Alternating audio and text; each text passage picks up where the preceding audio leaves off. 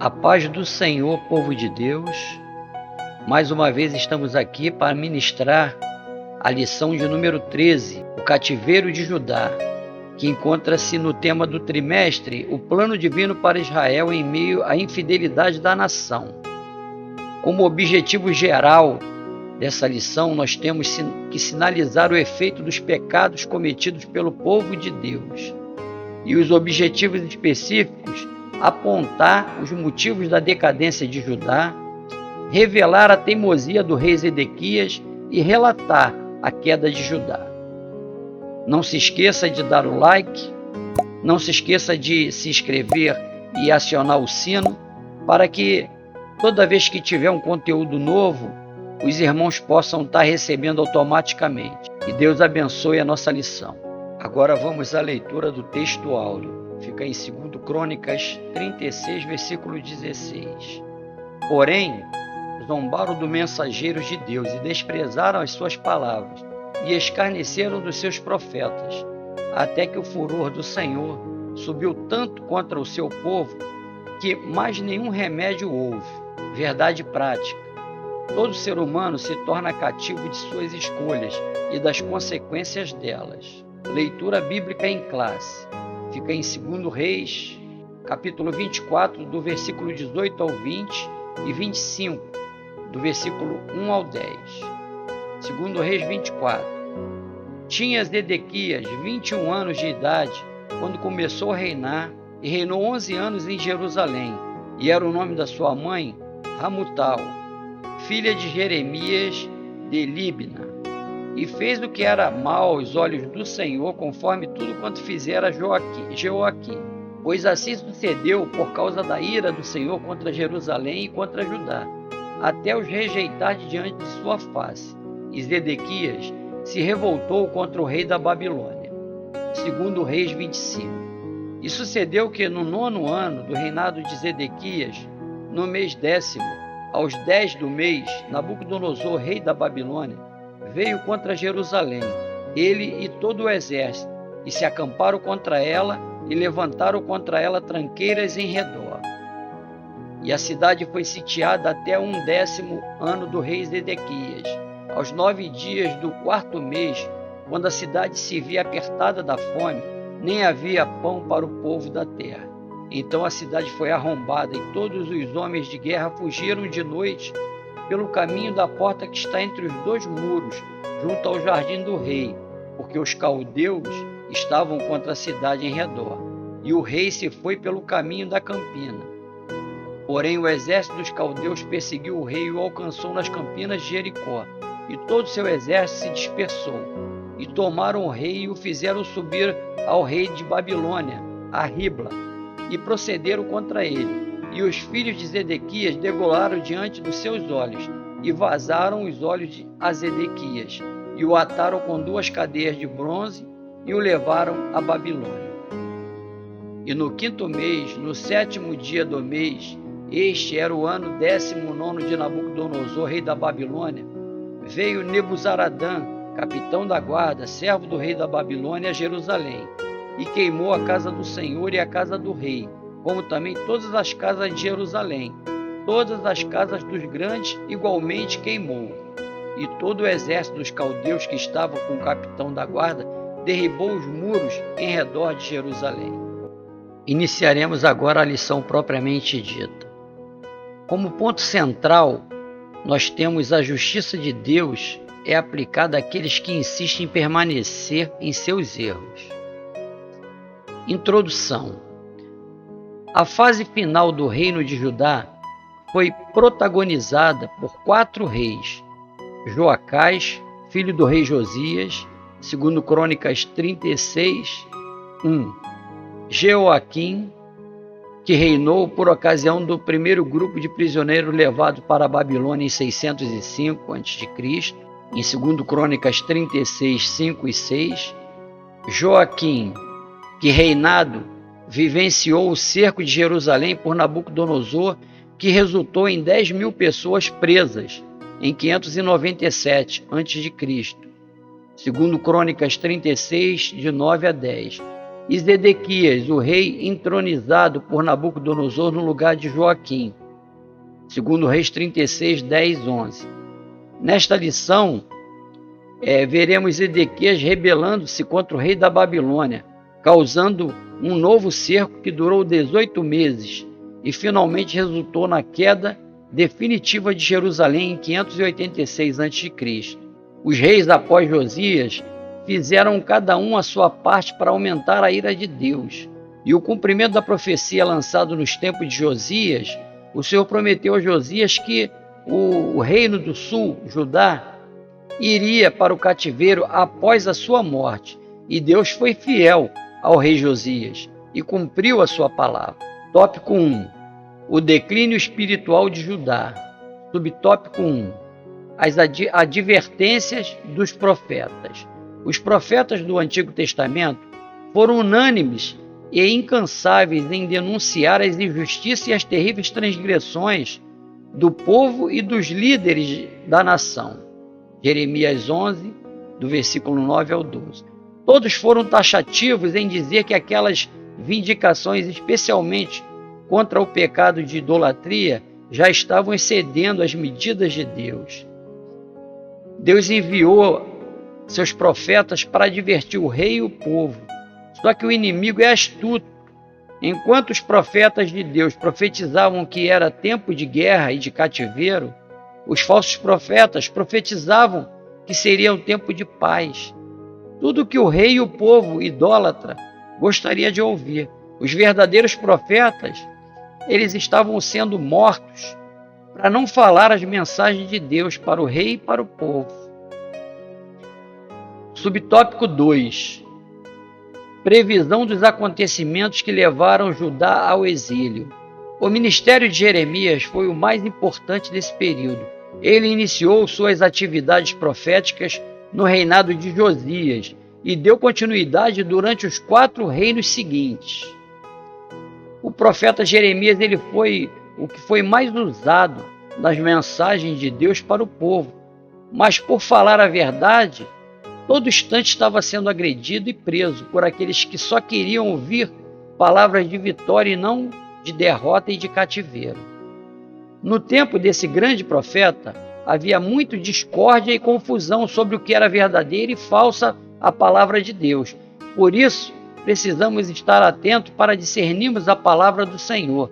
Ao advertir o povo sobre o seu pseudo-profetas, Jeremias o fez de modo tão peculiar que parece estar se referindo aos falsos profetas dos nossos dias. Jeremias 23, 16 e 17. A semelhança da apostasia e da idolatria é grande porque os homens que tentam atingir seus objetivos particulares, hoje é ainda maior, pois vivemos tempos capitalistas e consumistas que trazem a sensação que o dinheiro do mundo todo não é capaz de satisfazer o homem. Subtópico 3. Motivos que levaram Judá ao cativeiro. O cativeiro aconteceu especialmente por causa da obstinada desobediência da liderança judaica. Essa posição é consolidada por vários outros profetas, dentre eles Miqueias 3, de 9 a 11. Além da idolatria, pecados abomináveis foram cometidos contra Deus, derramaram sangue inocente, cometeram todo tipo de corrupção e injustiça social, não observaram o descanso sabático e ainda mataram muitos dos seus profetas. A população de Judá estava praticamente toda corrompida pelo pecado. Com raras exceções, ainda existiam alguns que lutavam contra o pecado. Porém, quando se trata de nação, a maioria que determina o juízo de Deus.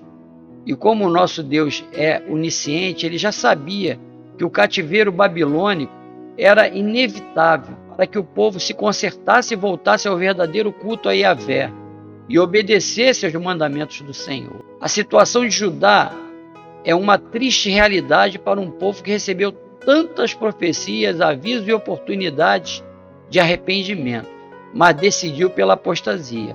Ao olhar para a história de Judá, cultivemos o sentimento de humildade em nossos corações, para que o temor a Deus nos previne de toda apostasia. Que ninguém seja devasso como Esaú, que por uma refeição vendeu o seu direito de primogenitura. Hebreus 12, do versículo 16 e 17. Andar com ele é a melhor maneira de remover os obstáculos da alma que nos atrapalham na caminhada cristã. Síntese do tópico 1. Os motivos da ruína de Judá foram a idolatria, a rebeldia, a injustiça e a desobediência por parte da liderança. Tópico 2. A obstinação de Zedequias e sua queda. Subtópico 1. A teimosia de Zedequias. Zedequias, último rei de Judá, não entendeu bem a exata conjuntura em que a nação se encontrava e, por sua própria conta, resolveu não dar ouvidos à voz do profeta. Zedequias fez constantes ameaças a Jeremias e até tentou ameaçar a mantê-lo submisso aos seus caprichos. Mas Jeremias, como homem de Deus, não se deixou corromper. Antes, proferiu toda a palavra do Senhor. A ordem de Deus era que o rei Zedequias se entregasse. Ele e sua casa viveriam, mas o orgulho e a soberba patrocinaram a queda do rei de Judá. E toda a nação sofreu com as atitudes do rei. Subtópico 2. Estudos ao aviso dos profetas. Jeremias advertiu ao rei Zedequias, dizendo que, caso se rendesse à Babilônia, sua integridade seria preservada. Todavia, o rei não deu ouvidos ao profeta, razão de acontecer o que estava previsto. O poderoso exército babilônio invadiu e destruiu Jerusalém. Zedequias e o povo de Judá estavam tão confiantes em sua religiosidade e escolha divina em relação às demais nações que nem pensavam na hipótese de serem aniquilados. Síntese do tópico 2. O erro de Zedequias e do povo de Judá estava em fechar os ouvidos aos profetas e não buscar o arrependimento de seus pecados diante do Senhor. Subsídio histórico. Zedequias, entretanto, era um rei de fato de todo Judá. Zedequias, entretanto, era o rei de fato de todo Judá, deixado na terra em 597. Mal como foram seus irmãos, ele não atentou para admoestações do profeta Jeremias, para aceitar a soberania dos babilônios como a vontade de Deus para a nação. Rebelou-se contra Nabucodonosor, ocasionando o desastre fatal para o reino. Não é possível precisar esta data, mas em 588, Nabucodonosor lançou um ataque contra Jerusalém por meio de um cerco que culminou na queda da cidade e no fim da monarquia judaica, em julho de 586 a.C. Zedequias conseguiu escapar por uma abertura na muralha da cidade e fugiu para os lados de Jericó, mas logo foi capturado e conduzido à presença de Nabucodonosor, que na ocasião estava alojado na Síria, na cidade de Ribla. Nesta cidade, o rei de Jerusalém teve de presenciar a execução de seus filhos. Depois vazaram-lhe os olhos e conduziram-no assim para a Babilônia. Tópico 3. Jerusalém é cercada e levada cativa. Subtópico 1. A destruição da cidade santa e do templo. Após as investidas dos assírios, dos egípcios e das 3 ofensivas dos babilônicos, a forte e imponente cidade de Davi se encontrava completamente arrasada. Durante o cerco de Jerusalém, que durou 18 meses, ninguém podia entrar nem sair. Os víveres estocados foram sendo rapidamente consumidos e os animais eram abatidos e oferecidos como alimento, até que não restou mais nada. A cidade santa estava em extrema pobreza e miséria. Foi nesse momento que o poderoso exército babilônio rompeu uma brecha no muro e invadiu a cidade. O templo sagrado, erigido há 380 anos, foi saqueado, destruído e queimado. A glória de Israel se foi. Irmãos, toda essa destruição foi profetizada quase que por 100 anos, mas não foi tempo suficiente para o povo entender e o rei se arrepender e colocar ordem na casa. Em 1 Samuel, capítulo 15, versículo 22, diz que melhor é obedecer do que sacrificar, e o atender é melhor do que a gordura dos carneiros. Subtópico 2. A matança, o cativeiro, a peste e a pobreza. No livro de Lamentações de Jeremias, o profeta descreve com riqueza de detalhe as deploráveis cenas que assistiu. A fome chegou a tal ponto que as mães cozinhavam e serviam os próprios filhos como comida.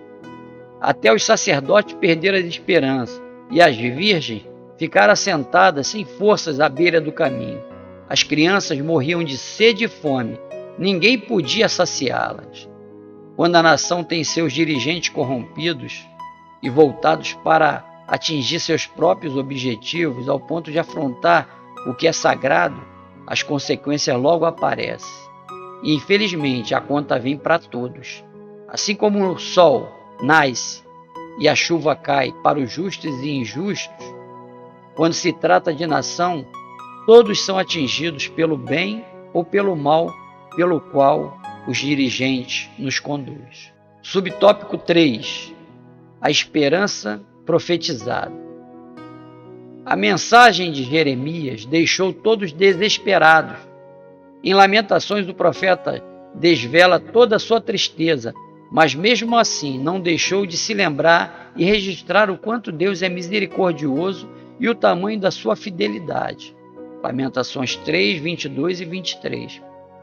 Portanto, assim como Jeremias mudou sua desolação para um estado de esperança, também o cristão deve desenvolver uma atitude de fé diante das suas dificuldades e enfrentamentos. O maior motivo da nossa esperança é a ressurreição de Cristo. Cristo em vós, esperança da glória. Colossenses 1, 27, parte B. Vejam, irmãos, o profeta Jeremias ele sabia que tudo que estava acontecendo em Judá era necessário que acontecesse, pois aquele cativeiro viria para a nação de israelita se consertar com o Senhor. Por misericórdia, o Senhor não exterminou com todo Judá, pois os avisos proféticos já não mais faziam efeito no rei e na nação. Conheça mais. Não há acontecimento tão funéreo e triste para os judeus como a destruição de Jerusalém em 586 a.C. Nabucodonosor invade o reino de Judá, destrói Jerusalém e deita por terra o santo templo. Termina assim a fase áurea da mais amada e cobiçada das cidades. Após 70 anos de exílio e de vergonha, Jerusalém é reconstruída por Esdras e Neemias, ressurge no santo templo. No entanto, é apenas uma sombra do imponente santuário erguido por Salomão. Síntese do tópico 3. A invasão da cidade santa e do templo trouxe pobreza, fome e matança, deixando Judá arrasada. Subsídio devocional. Contrariamente à súplica de Jeremias e Ezequiel, que convocavam a submissão, os últimos reis de Judá se opuseram aos babilônios. Na terceira vez que as forças babilônicas apareceram diante de Jerusalém, Nabucodonosor ordenou que a cidade e o seu povo fossem destruídos e que a maior parte do seu povo fosse levado para o cativeiro. Os poucos que restaram assassinaram o governador babilônio e sua guarnição e fugiram para o Egito, deixando a terra vazia dos descendentes de Abraão. Superficialmente, o cativeiro babilônico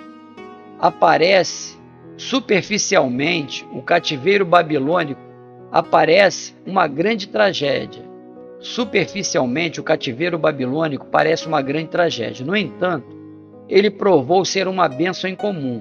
Na Babilônia, os judeus se voltaram para as Escrituras a fim de entender o que lhes acontecera. De forma decisiva, rejeitaram a idolatria. Depois do cativeiro, a nação nunca mais foi atraída para a adoração a falsos deuses. E enquanto estavam na Babilônia, o sistema de estudo e oração nas sinagogas foi instituído, um sistema que manteve o foco de Israel nas Escrituras até o dia de hoje. Mesmo no mais terrível dos juízos de Deus, permaneceu verdadeiro ao seu compromisso em fazer o bem ao seu povo. Não obstante o que acontecer a você e a mim, sabemos que Deus tem um compromisso conosco. Ele nos ama e nos fará bem. Em Jeremias, irmão, capítulo 29, versículo do 11 ao 13, eu bem sei os pensamentos que tenho a vosso respeito, diz o Senhor, pensamento de paz e não de mal, para vos dar o fim que esperais. Nós temos um livre-arbítrio para escolhermos qual é o nosso caminho. E o Senhor, Ele sempre nos diz que tudo que nós plantamos, colhemos. É impossível plantar mal e colher bem. Agora, se nós plantarmos o bem, com certeza será colhido o bem. Conclusão. A experiência do reino de Judá no cativeiro é uma triste lição para todos os crentes quando os falsos deuses ocupam o coração de uma pessoa. Ela se torna cativa de suas escolhas erradas. A boa notícia é que, pela misericórdia de Deus, Judá retornou à sua terra prometida. Deus ainda usa suas misericórdias para com seu povo. Elas não têm fim. Novas são cada manhã. Grande é a tua fidelidade. Lamentações de Jeremias 3, 23. Que o Senhor possa ter abençoado a cada um com seus ensinamentos práticos e teóricos, para que nós entendamos que é muito melhor seguirmos aquilo que Deus quer para nossas vidas do que sermos colocados em cativeiros e depois voltarmos a fazer aquilo que Ele realmente gostaria que fizéssemos. Não é mais fácil seguir o caminho do bem para colher o bem? Porque se plantar o mal, colheremos o mal. E aí, depois que tivermos arrependidos, há um processo a ser colocado, há uma peneira a ser passada para que possamos nos purificar e voltar ao primeiro amor. Que possamos entender essa mensagem como uma mensagem de alerta, que é melhor obedecer do que sacrificar. A paz do Senhor, que o Senhor te abençoe.